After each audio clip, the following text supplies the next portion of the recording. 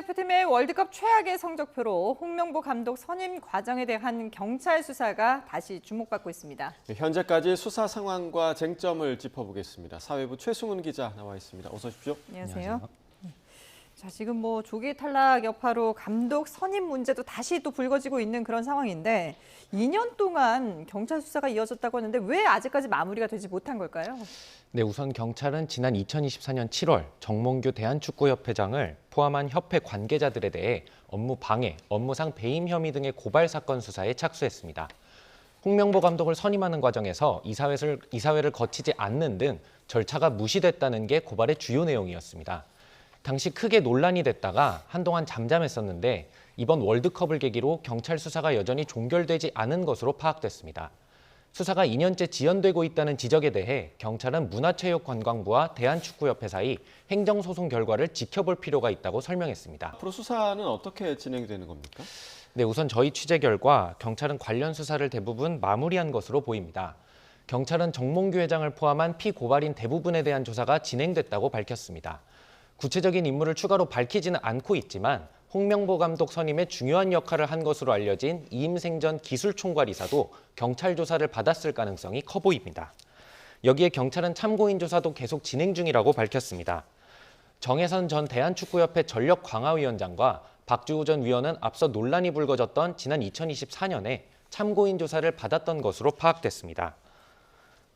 예, 지금 수사를 대부분 마무리했는데 결론을 아직 내리지 않았단 말이죠. 핵심 쟁점이 뭘까요? 네, 우선 정 회장 등이 고발된 혐의는 업무 방해와 배임 혐의입니다. 업무 방해의 경우 위계나 위력을 행사했는지가 핵심입니다. 정 회장이 결정 과정에서 누군가를 압박했다거나 조작된 자료를 통해서 결정을 왜곡했느냐는 건데 이 같은 고의성 입증이 쟁점이 될 것으로 보입니다. 다음으로 배임 혐의의 경우 홍 감독의 선임으로 대한축구협회에 재산상의 피해가 발생했다는 부분을 경찰이 어떻게 입증하느냐가 핵심이 될 것으로 보입니다. 또 전문가들은 단순한 절차 위반을 넘어 형사처벌이 가능한 불법 행위가 있었느냐를 가려내는 것도 중요하다고 설명했는데요. 단순히 내부적인 절차 하자를 이유로 형사처벌로 이어지기는 어렵다며 범죄 구성 요건에 맞는지 사실관계를 잘 따져볼 필요가 있다고 설명했습니다. 네, 자 오늘 그리고 이제 새벽에 대표팀이 귀국을 하면서 여러 우려들이 있었는데 안전 문제는 크게는 없었죠? 네, 그렇습니다. 앞서 지난 2014년 브라질 월드컵 당시 홍명보가 귀국하며 일부 팬들이 선수들에게 엿을 던졌던 장면 대부분 기억하실 겁니다. 이번 월드컵 역시 귀국 행사를 취소할 만큼 팬들의 분노가 차오르자 경찰은 귀국에 맞춰 인천공항의 기동대와 공항경찰단 소속 경찰관 160여 명을 배치했다고 밝혔습니다. 실제로 오늘 새벽 귀국 현장에서 일부 팬들이 북을 치며 야유를 보내기도 했지만 현장에서 물리적 충돌은 빚어지지 않았습니다.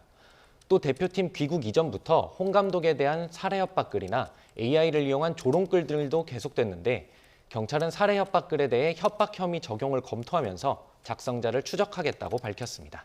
네, 홍명보 전 감독 선임 과정에 대한 경찰 수사 상황 짚어봤습니다. 지금까지 사회부 최승훈 기자와 함께했습니다. 잘 들었습니다. 감사합니다.